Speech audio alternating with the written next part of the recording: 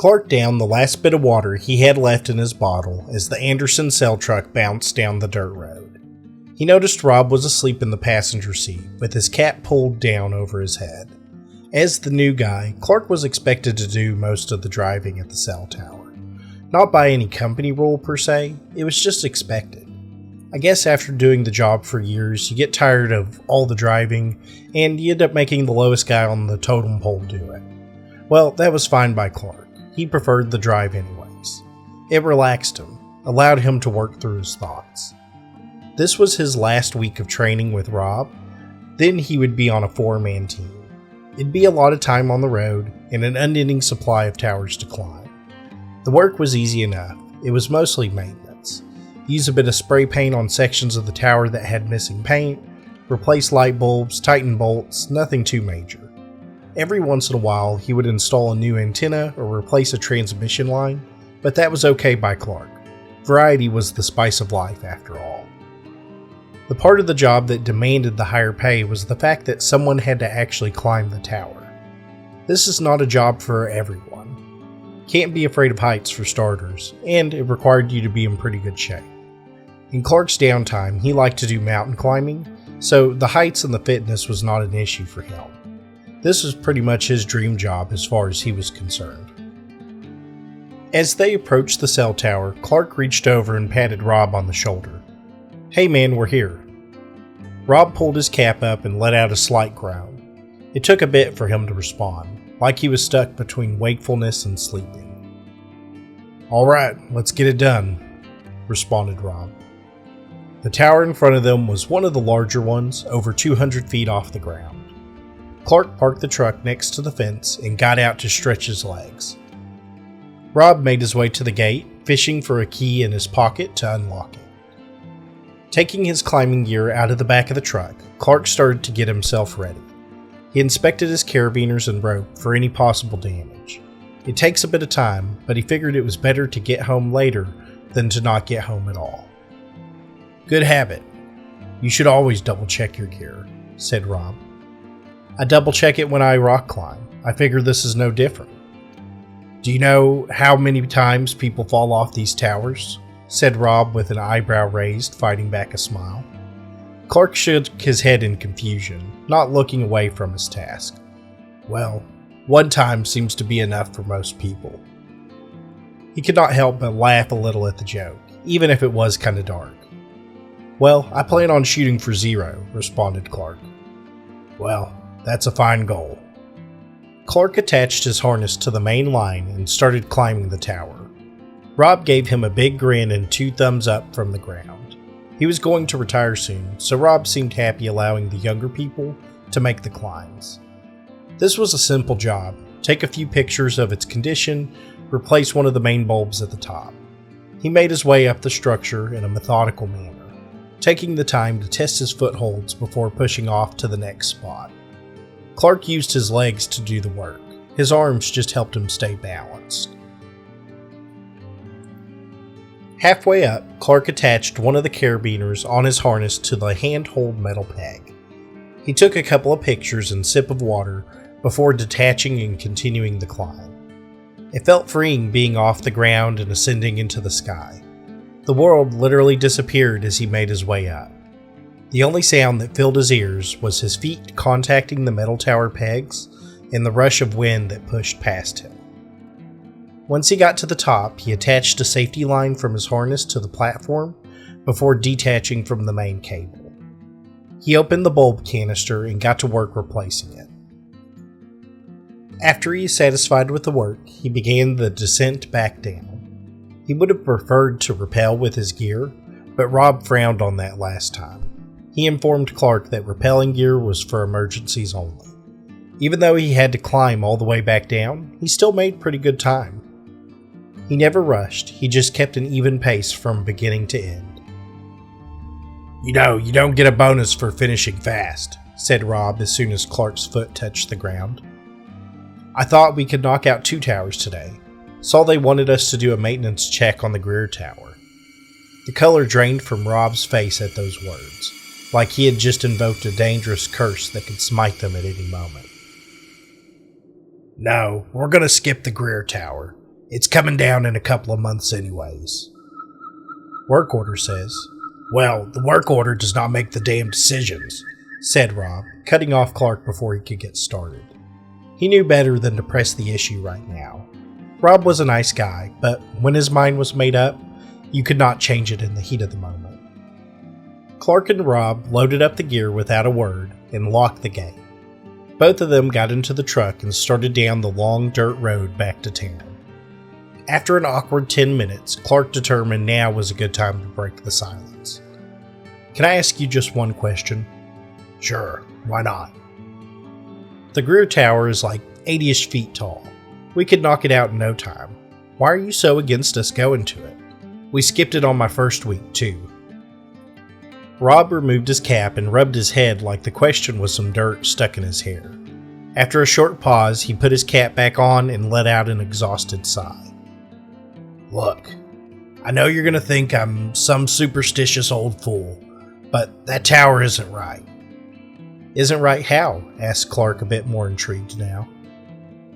The management team acts like it's not a problem, but all of us that have been around for a while know that the Greer Tower is not safe. Some accidents have happened there. Hard to climb? Well, no, it's an easy climb, but a few people just seem to fall off it. But that's not the weirdest part. Some people climb it and never come back down. The words sent a shiver down Clark's spine. He could tell by Rob's tone that he was not joking this time. What happens to them? Rob considered the question for a moment, then shrugged. Don't know. They just never show back up, and corporate assumes they abandoned the job. Apparently, about 500,000 people go missing every year in the U.S., according to Google. I think that's why they're going to decommission the tower, though. Too much of a headache to get people to maintenance it. And people are okay with that explanation? Asked Clark. In the past, the unknown was the edge of the world. The new edge of the world in the modern age is lost in people's inability to admit that they don't know. Clark left the conversation hanging in the air without a response, and Rob seemed fine not talking about it. The rest of the drive into town was silent, with Rob looking out the window and Clark focused on the road. The work truck pulled into the parking lot next to Rob's car. Rob gave him a nod and exited the vehicle. See you tomorrow, bud, said Rob with a wave. Clark waved back and put the truck into drive, exiting the parking lot. He could not help but think about the strange conversation. Clark did not believe in things he could not see.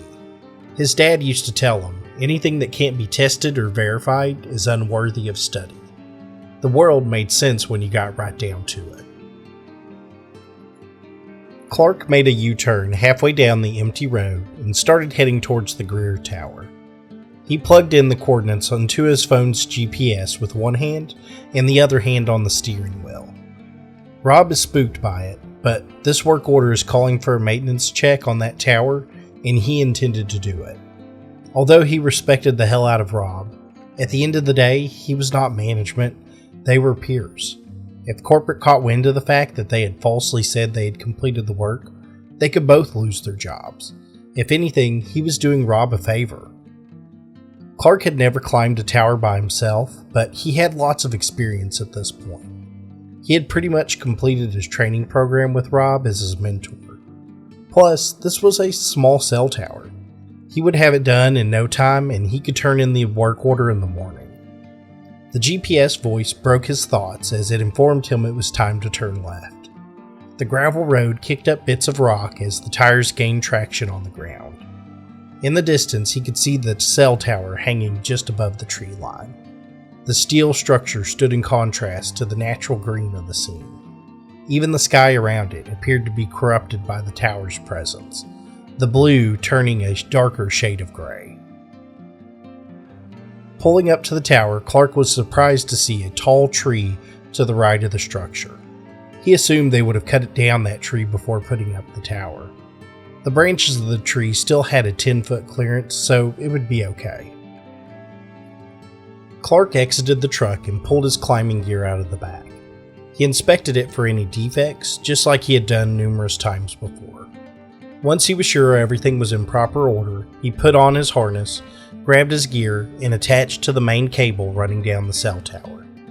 Glancing down at his feet, Clark spotted something that made little sense.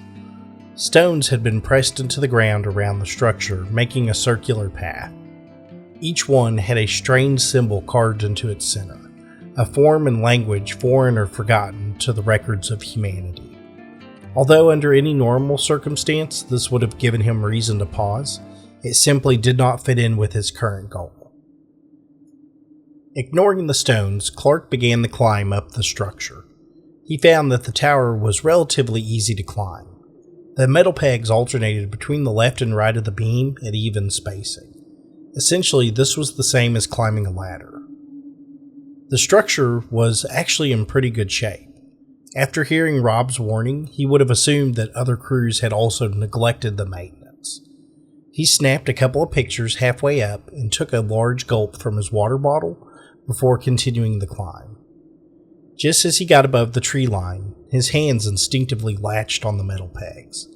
Clark had that weird feeling in his stomach, like he had just taken a drop off the roller coaster. His mind had assumed he was falling, but as far as he could tell, everything was normal. "What the hell?" said Clark under his breath. His voice echoed in the quiet, stale air. Then it dawned on him how silent everything had become on the tower. The wind had stopped, the sky was dark, and he could no longer see the ground. His mind worked hard trying to come up with an explanation for his current observation. He settled on a storm blowing in quickly. The simplest explanation is normally the best. Clark made the decision now was a good time to use his rappelling gear to get back down quickly. Lightning could be extremely dangerous for anyone working on a cell tower, and he had no one else out here who could call for help. Once he was certain the gear was ready, Clark detached from the main cable and began his descent back to the ground. A low sound bellowed through the air. A hum from some unknown source filled his ears. It did not sound electrical in nature, but almost had a melody, a method to its course. Then his descent stopped as he reached the end of the rappelling line. Clark hung from the rope, baffled by his current predicament. The rappelling gear should have been more than enough cord to get him to the bottom. Yet, he found himself still hanging from the tower. He winced as something flew past his head. He only got a brief glimpse at it, but it had a blue and white color. Clark used his legs to swing himself back to the main tower cable, reattaching to the main line and detaching from the rappelling gear. Looking down, Clark was still unable to see the ground. However, his eyes picked up on a bit of movement. The blackness that filled his vision rippled like a stone dropped into a pond. Clark shut his eyes for a moment and looked back at the darkness. It must have been an optical illusion, his mind playing tricks on him. Recovering his rappelling gear, Clark began the climb down. He figured he must be pretty close to the ground. Each time his foot hit one of the metal pegs, a metallic ring echoed through the air. It gave him the sensation of being in a cave that unsettled him. Each sound he made felt unnaturally loud. Slowly, his mind was coming to terms with the new reality that he had to admit. Something was very wrong with the Greer Tower. After an hour, he decided it was time to take a break. Clark attached 2 carabiners with a safety line from his harness to the structure. His legs had a dull ache from the climbing he had just done. They desperately needed rest, so he allowed himself to hang off the beams. Scratched into the pole were the initials JGH. Normally, he would have covered it up with some spray paint, but he was past doing his job at this point.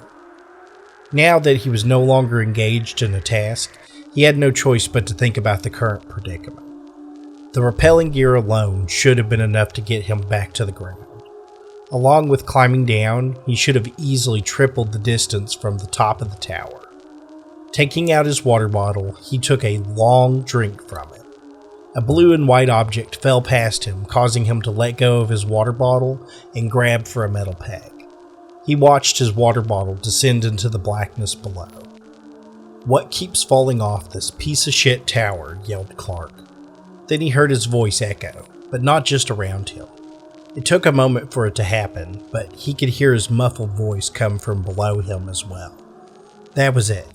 He may look like a fool, but he was calling it. He got out his cell phone and concluded it was time to call for a rescue. He needed help. When he attempted to make the call, it was dropped. Looking at his phone, he noticed he had no signal. He switched to his emergency walkie and made a request for a rescue. He waited, hanging from the tower, for a response, but none came. He repeated the request multiple times, but his only answer was static from the handheld talkie. Then he heard it pick up a response, but it was not the one Clark had hoped for. "Can't move," came a distorted voice from the walkie. Clark turned off his walkie and hung from the structure. For the first time since he was a kid, he literally had no idea what to do now. Rescue was not coming. He could not get off the tower, and he was in a situation that did not fit into Clark's worldview. Then he felt the insidious sting of dread wash over him, the kind of primal fear felt by animals stuck in a cage. This was the type of emotion that truly tested what was in an individual's core. Would he press forward or crumble? He shook off the fear and doubt. He had to focus on what he knew. The rules of the world have changed, and now he needed to adapt to that quickly or never leave like the other people who disappeared on this tower. God, he was such a fool for not listening to Rob. If I get back, I owe you a big apology, buddy. Detaching his carabiners, he continued to climb down the tower. He was not sure how climbing down would help, but he honestly did not have a better idea right now. After 30 minutes of what appeared to be little progress, he decided to stop. He did not want to waste any more energy on a pointless activity. Hanging from the tower, he forced his tired mind to focus on the problem. As far as Clark could tell, the grounded sky did not exist anymore. That was an unsettling thought. It did not even feel like he was outside, but rather like he was in a cave or a long tunnel. So if he was not outside, where was he then? Maybe he had completely lost his mind. That was an option. Or maybe he died on the tower and now he's stuck in some kind of purgatory. The fact that his muscles ached felt like a pretty good indication that he was alive. One time when he was stuck in a motel room, he watched a documentary about fringe science and the possibility of alternate universes. Perhaps he was stuck in a different dimension. Clark saw a blue and white object fall past him and descend into the black veil below. Peering into the dark, something struck his shoulder, causing him to let go of the handholds on the metal pegs, and he began to fall. He fell a couple of inches before the main cable he was attached to stopped his plunge. His breathing was heavy now. It took a concentrated effort to swallow and put his heart back into his chest. Looking up, Clark could see the object that struck him was now stuck in between two bars. It was a nearly empty water bottle, but not just any water bottle. It was his water bottle that he had dropped before. Reaching up to grab the bottle, he brought it near his face for a closer inspection. The part of the label he had picked at nervously was missing from the container. Putting the bottle back on his belt, an idea began to fall together. Clark reattached his safety line from his harness to the tower and allowed himself to hang from it. He then got out his phone and set a stopwatch feature. Closing his eyes, he tried to rest. He needed to allow his heart rate to decrease. Hanging from the tower for so long without any movement felt surreal, like he was in a dream and he was going to wake up any moment. Clark half expected to be back in his bed when he opened his eyes, but instead he found himself still hanging from the tower. Once his cell phone timer hit 45 minutes, he stopped it and turned off his phone. He figured it'd be smart to save battery power. Taking off his tool bag, he opened it as wide as possible. He leaned to the left and held out the bag where he thought would be the best position. Awkwardly holding the bag suspended from the structure would look moronic to anyone on the ground. Good thing no one was here, no ground to watch from, he thought to himself. His arms began to shake from holding the position, but he had to stay in place. This was the only idea he had right now. After a few minutes, a blue and white object fell from above Clark and hit his arm, landing into the tool bag. He brought himself back against the tower and hung the bag from one of the metal pegs. Fishing inside, he brought up a blue and white notepad with a rubber band wrapped around it. So his theory was right. This was the mystery object that kept passing by him. After finding his water bottle, he figured other objects could also fall and loop back around, which means this place works like a Pac-Man screen. That would explain why he could not find the top or bottom of this tower. He pulled off the rubber band to open the notepad. The band crumbled apart from the pressure. It had lost its elasticity long ago. Looking inside, it appeared to be notes from different work orders on cell towers. However, halfway through the notepad, he saw the context of the writing had changed. The writing looked to be hastily written journal entries. Clark flipped a few pages back to the first entry. Hanging from the tower, he began to read the entries in the notepad. Entry 1. I think it has been about a day at this point. I forgot my watch on the nightstand, and my phone died a few hours ago. I didn't have any cell signal, and my phone drained the battery looking for one. I can't get off this tower. I don't see the ground, and I can't see the top. I spent the entire day climbing down and never reached the bottom. It's like I'm not making any progress. I wanted some kind of record of whatever it is that's happening. I'm going to get a little rest and keep climbing.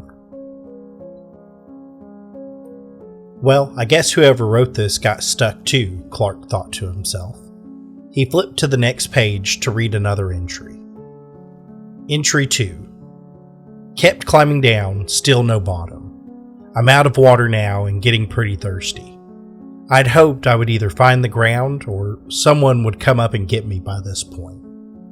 I know this does not make any sense, but I don't think I'm on the same tower. I'm surrounded by darkness. This is grim, but I scratched my initials into the tower.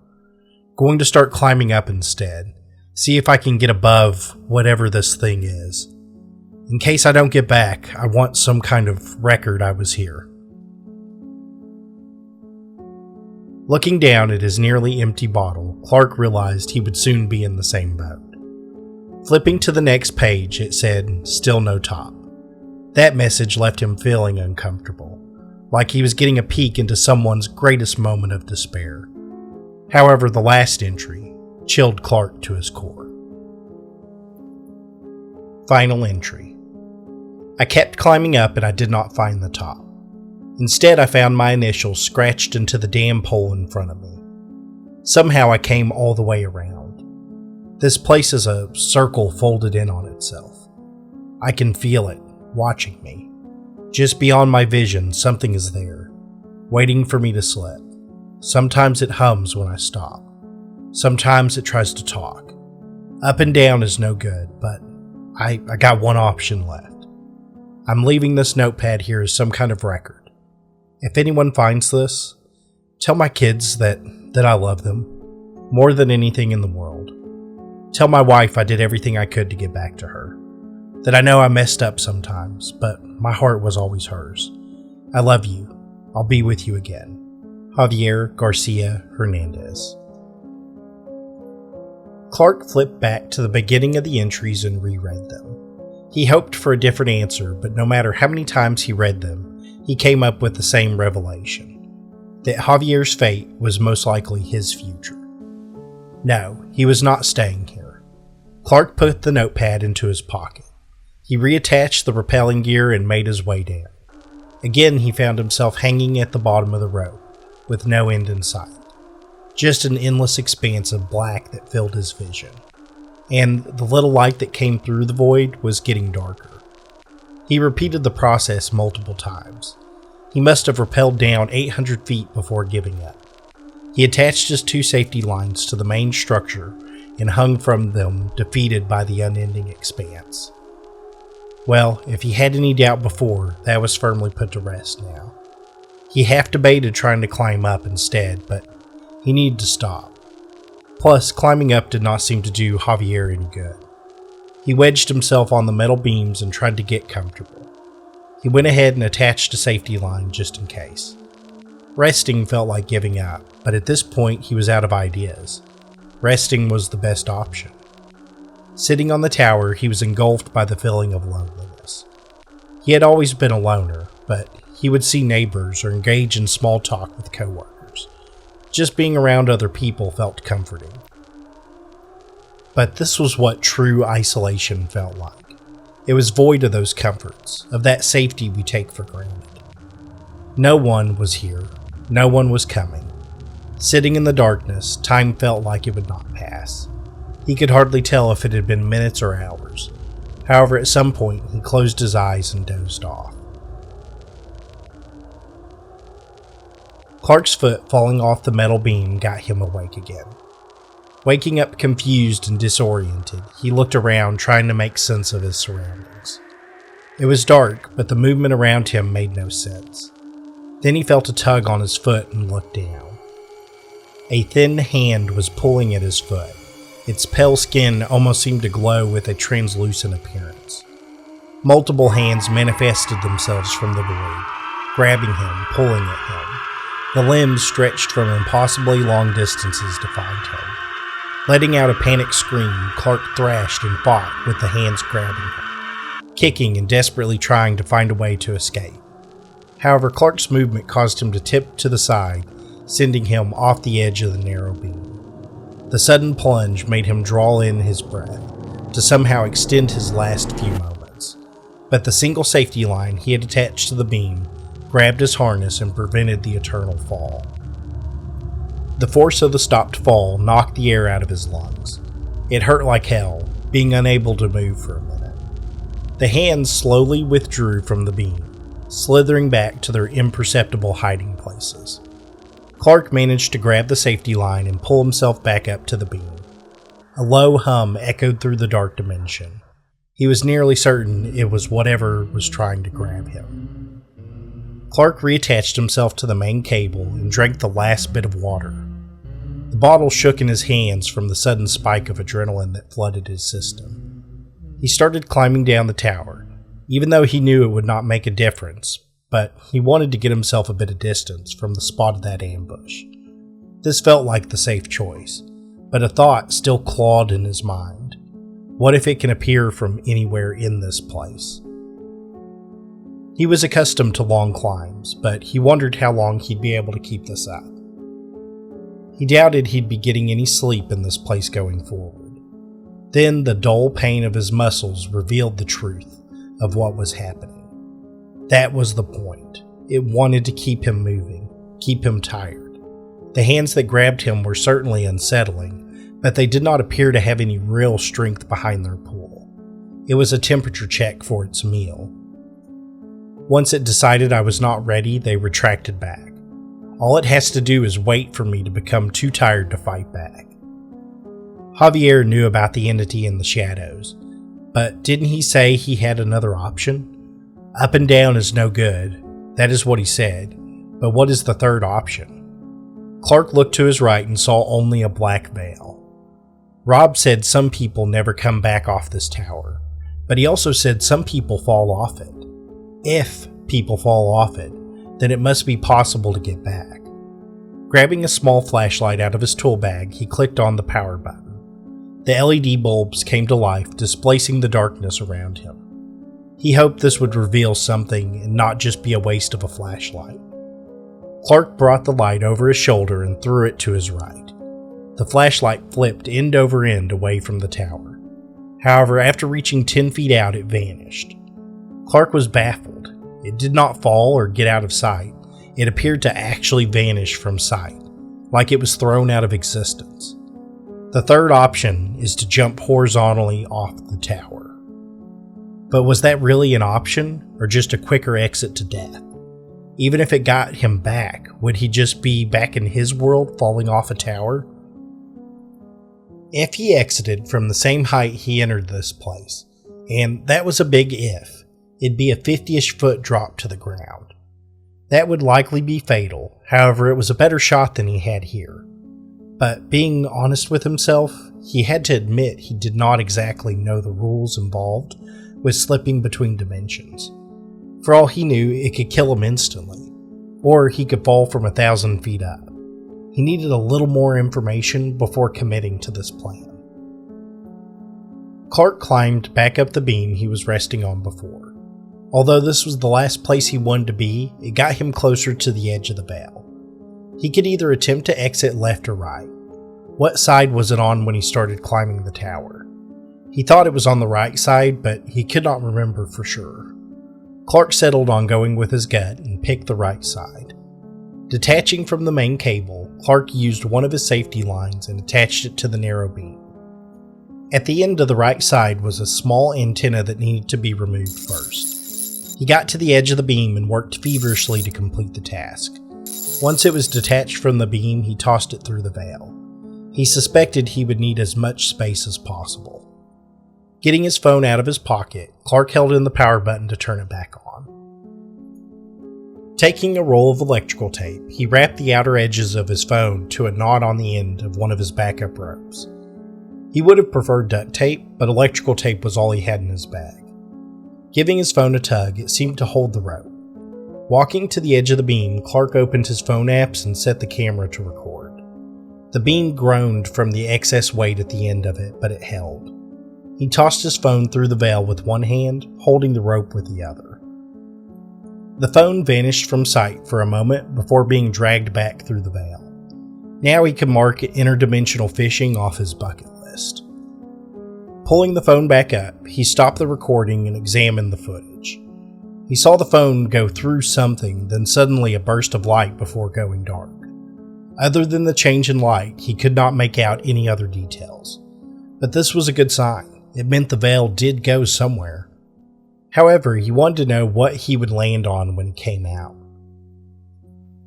Clark repeated the process and threw the phone through the veil, but he did so with a bit more force this time. The phone disappeared and he pulled the rope to bring it back. Clark could instantly tell the weight was off and a feeling of dread crept inside him. Pulling up the end of the rope, his fears had been confirmed. A ball of electrical tape hung from the knot, absent of the phone. Clark's mind began to prepare a flurry of curses to precede his bad fortune, but it was cut short. A screech echoed through the unending dimension that suffocated any other notion. Then one thought managed to surface above the rest. It knows I'm trying to escape, and it's coming for me now. Descending down the tower was a multitude of hands and body parts. The creature quickly approaching him appeared to be made of many corpses, borrowed parts to make up its form. Then he spotted the Anderson Cell logo attached to one of the many shoulders. Its victims become part of it. Clark had no intention of figuring out exactly how that process worked. He prepared to make the jump, moving down the beam. Nearing the edge, he felt the safety cable pull against his harness. He needed to detach from the safety line if he was going to jump. He worked feverishly to unlock the carabiner attached to him. However, he had never attempted to do it quickly, and his hands fumbled over the locking mechanism. The abomination used its many limbs to descend quickly down the tower and close the distance between it and Clark. It grabbed the line attached to Clark and dragged him away from the edge. He pulled with all of his strength, desperate to get away from it, but he was simply overmatched. Clark saw the multitude of hands and legs open like a fan, preparing to embrace him, to wrap him like a cocoon. Join us. Never leave. Never lonely, said the creature. The other heads attached to its mass echoed the phrase. The arms clawed at his legs, letting go of the rope and pulling on him now. Clark grabbed the beam, doing anything he could to prevent the inevitable end. The beam began to bend from the weight and strain. It made one last groaning protest before snapping in the middle. The creature and Clark both plunged into the blackness below. The safety line attached to Clark's harness abruptly stopped the fall. He felt discombobulated from the sudden change, but forced his mind to work on the problem. Looking down, he could see the creature had managed to grab the tower and was working on getting back up to him. He grabbed his line and started climbing back up to the half-beam. His arms worked with every bit of strength he had left.